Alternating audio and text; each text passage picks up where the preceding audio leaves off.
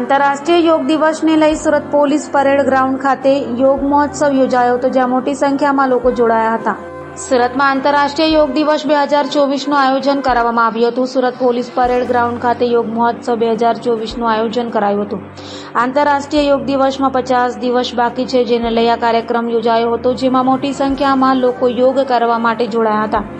આ કાર્યક્રમમાં નાની વયના બાળકોથી લઈ મોટી ઉંમરના પુરુષો અને મહિલાઓ જોડાયા હતા. આ કાર્યક્રમમાં આયુષ મંત્રાલયના સચિવ Vaid Rajesh Kotecha, deputy director general Satyajit Paul અને સુરત મહાનગરપાલિકાના કમિશનર શાલિની અગ્રવાલની હાજરી રહી હતી. તો મુખ્ય અતિથિ તરીકે અવિનાશ ચંદ્ર પાંડે, કે જેઓ નવી દિલ્હીના ઇન્ટર યુનિવર્સિટી એક્સિલરેટર સેન્ટર ખાતેના પ્રોફેસર પણ હાજર રહ્યા હતા.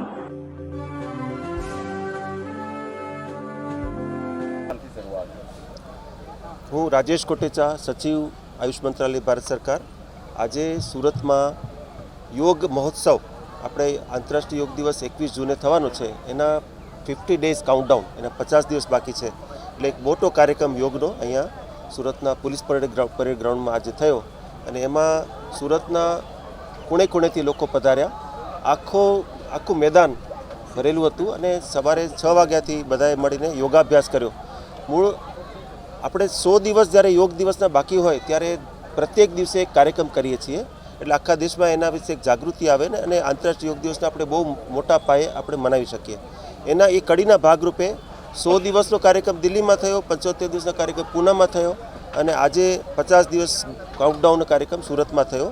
અને સુરતમાં આ કાર્યક્રમની વિશેષતા એટલા માટે છે કે આ ગુજરાત યોગ બોર્ડ સાથે મળીને આયુષ મંત્રાલયને આયોજન કર્યું.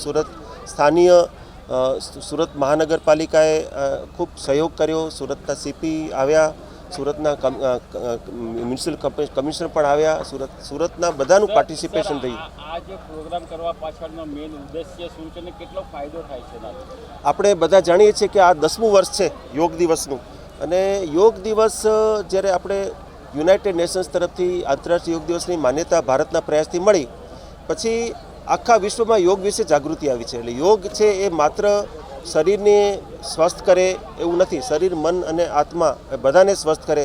એટલે યોગને આપણે ઘર ઘર સુધી લઈ જવા માટેનો એક કોન્શિયસ એફર્ટ છે કે લોકો સ્વસ્થ રહે, અને આપણા દેશના લોકો સ્વસ્થ રહે તો આપણે આખી દુનિયામાં જે અત્યારે ભારત આગળ વધી રહ્યું છે, નેતૃત્વ આપી રહ્યું છે, આપણે વિશ્વગુરુ આપણે કહેવાયા છીએ, તો વિશ્વગુરુ તરીકે આપણે આખા વિશ્વમાં યોગ પહોંચાડવા માટેના એક કોન્શિયસ એફર્ટ્સ કરીએ છીએ.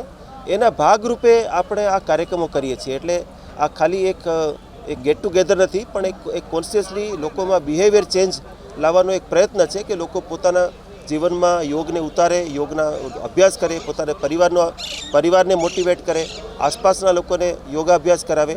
ઉદાહરણ તરીકે ગયા વર્ષે આપણે યોગ દિવસમાં 23.5 કરોડ લોકોએ પાર્ટિસિપેટ કરેલું, અને આ વર્ષે અમે સંકલ્પ કર્યો છે કે 30 કરોડ લોકો આખા દેશમાં, બધા રાજ્ય સરકારો, બધી યોગ સંસ્થાઓ અને આપણા જનસામાન્યના સહયોગથી આપણે 30 કરોડ લોકો પાર્ટિસિપેટ કરશે.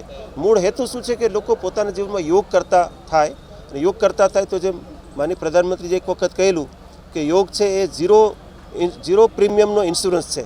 એટલે એમાં 1 પૈસાનું આપણે ઇન્સ્યોરન્સ આપવું નથી પડતું, પ્રીમિયમ નથી આપવું પડતું, એ હેલ્થ ઇન્સ્યોરન્સ છે. એટલે એ જે બિહેવિયર ચેન્જ કોમ્યુનિકેશન છે એના માટેના બધા પ્રયત્નો કરીએ છીએ આપણે. અને આંતરરાષ્ટ્રીય યોગ દિવસને એ રીતે આપણે આગળ વધારી અને બધા લોકો યોગ કરતા થાય એના માટેના આ કાર્યક્રમો આખા દેશમાં થતા હોય છે.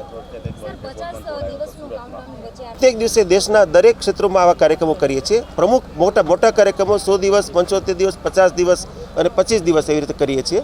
હું આપના માધ્યમથી હું સુરતની જનતાને હું એક મારા કોમ્પ્લિમેન્ટ્સ, વધામણા પણ આપવા માગું છું કે પાછલા દિવસોમાં આપણે 1 જાન્યુઆરીએ જ્યારે આપણે યોગનો એક કાર્યક્રમ સુરતમાં કર્યો અને એને વર્લ્ડ રેકોર્ડ મળ્યો, Guinness book of world record મળ્યો. એટલે સુરત માટે યોગ નવું નથી.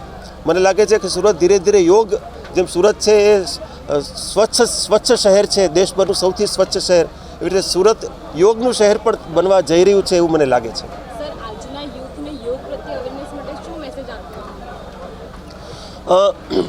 મારી તરફથી હું આપ સૌને આપના માધ્યમથી હું કહેવા માગીશ કે પોતાના જીવનમાં યોગ ઉતારો, યોગનો અભ્યાસ કરો, અને યોગને આપની આસપાસના બધા લોકોને યોગ કરવા માટે મોટિવેટ કરો. કેમ કે યોગ છે એ સ્વસ્થ રહેવા માટેનું, સૌથી મોટું સાધન છે અને યોગ કરવાથી આપણે ચિકિત્સક પાસે જવાની આવશ્યકતા ન પડે, આપણે પોતે જ સ્વસ્થ રહીએ.